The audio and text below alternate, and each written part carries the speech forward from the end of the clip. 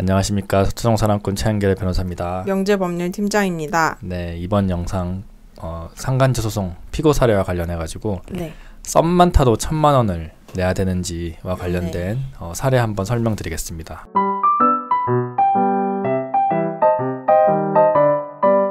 네, 사건 설명드리겠습니다. 저희 의뢰인은 피고 입장입니다. 원고는 30대 남성, 피고는 20대 남성입니다. 편의상 원고의 배우자를 기녀라고 하겠습니다. 원고와 기녀는 결혼 3년차 신혼부부입니다. 결혼과 동시에 예쁜 아이도 생겨 원고와 기녀는 행복한 결혼 생활을 보내고 있었습니다. 그러던 어느 날 기녀가 예전에 친했던 아는 동생이 있는데 그 동생이 유학을 갔다가 잠시 한국에 와 있어서 만나고 싶은데 만나도 되냐고 원고에게 물었습니다. 기녀가 말한 아는 동생은 피고였는데 원고는 피고가 남자라 마음에 걸리긴 했지만 오랜만에 온 친한 동생을 만나고 싶어하는 기녀를 위해 흔쾌히 알았다고 했습니다. 그렇게 기녀는 피고를 종종 만났고 낮에 외출을 하고 저녁에 들어오곤 했습니다. 그러던 어느 날 기녀가 휴대폰으로 누군가 메시지를 주고받고 있는 모습을 원고가 보게 되었습니다. 원고도 괜스레 궁금한 마음에 기녀 휴대폰 화면을 쓱 하고 봤는데 화면에 하트 이모티콘을 보게 되었습니다. 원고는 장난으로 기녀에게 누구한테 하트를 보내냐고 물었더니 기녀는 오히려 잘못 본 거라면서 잡아뗐습니다. 원고는 이상한 생각이 들어 방금 쓴 메시지를 보여달라고 했고 기녀는 완강하게 거부했습니다. 더 의심이 가는 상황에서 기녀의 말도 안 되는 변명에 원고는 기녀와 싸우게 되었고 원고의 설득으로 휴대폰 메시지를 확인하게 되었습니다. 메시지는 피고와 기녀가 나누는 카카오톡 대화 메시지였는데 두 사람의 대화는 누가 보더라도 연인 간의 대화였습니다. 보고 싶다, 네 생각이 나서 잠이 안 온다, 오늘 누나 너무 예뻤다 등등 두 사람은 누가 보더라도 불륜이었습니다. 원고는 메시지를 보는 순간 기가 막혔습니다. 원고는 믿었던 기녀에게 큰 배신감과 실망감이 들었습니다. 원고는 피고와 기녀가 나눈 메시지를 모두 캡처하여 저장하였습니다.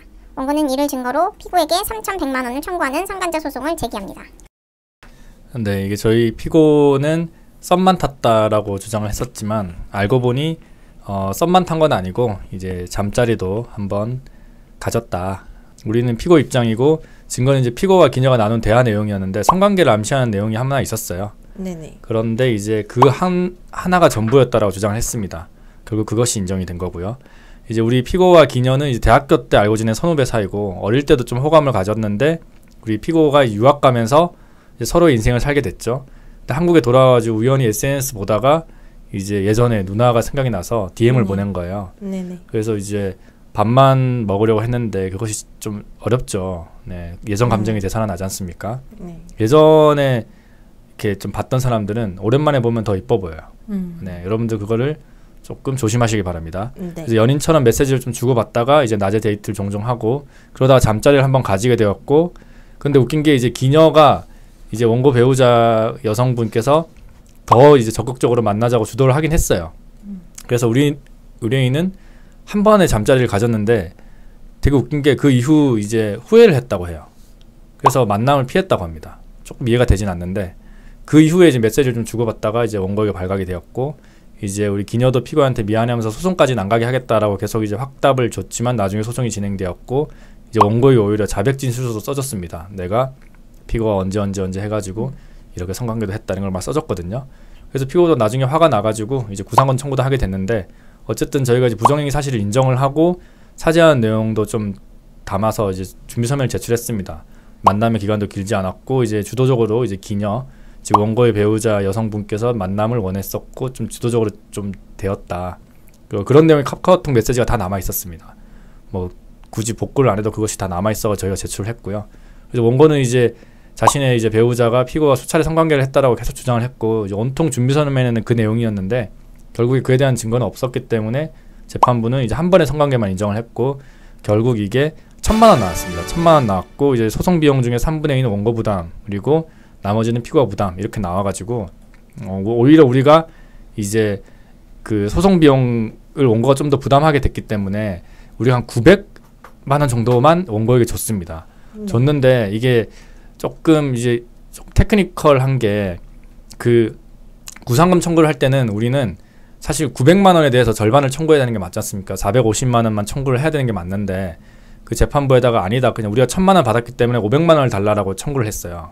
그렇게 했더니만 재판부가 인정을 해줬어요. 네. 그래서 이제 입금증이 있냐 그러길래 사실 우리가 처음에 입금증을 안 냈거든요. 900 얼마였기 때문에 나중에 입금증을 내니까 재판부가 그래 너네 이거 다 낸 거네 이러면서 1,000만 이자 합쳐가지고 1,000만 얼마의 이제 2분의 1을 인정을 해줬던 그 구상금 사건이 기억이 나네요. 아무튼 여러분들 중에서 이제 썸만 탔다라고 하시면서 굉장히 억울해하시는 분들이 있는데 실제로 보면은 다 이제 관계도 하시고 이런 분들이 굉장히 많습니다. 네. 그런데 어쨌든 메시지만 주고받아도 1,000만 원이 나오는 요즘 사회적 분위기니까요. 여러분들 오랜만에 다시 만난 뭐 예전 무슨 아는 누나라든지 여동생들 이런 분들한테 연락하지 마세요. 특히 결혼을 했다라고 하면은 더더욱 연락하지 마세요. 네. 결혼하는 사람은 이제 아줌마잖아요. 아줌마. 네. 네, 아줌마에 왜 관심을 가집니까, 다들. 그냥 결혼 안 하신 분들 여러분들 만나시면 되겠습니다. 네. 네, 이번 영상은 여기까지 하고 다음 영상에 또 우리가 재밌는 그 혜연님 맞아 이제 혜연님 오해하지 마세요라는 주제로 다음 영상에서 네. 뵙도록 하겠습니다. 여러분 구독과 좋아요 꼭 눌러주시고요. 항상 건강하십시오. 지금까지 서초동 사랑꾼 최한결의 변호사였습니다. 명재법률팀장이었습니다. 감사합니다. 감사합니다.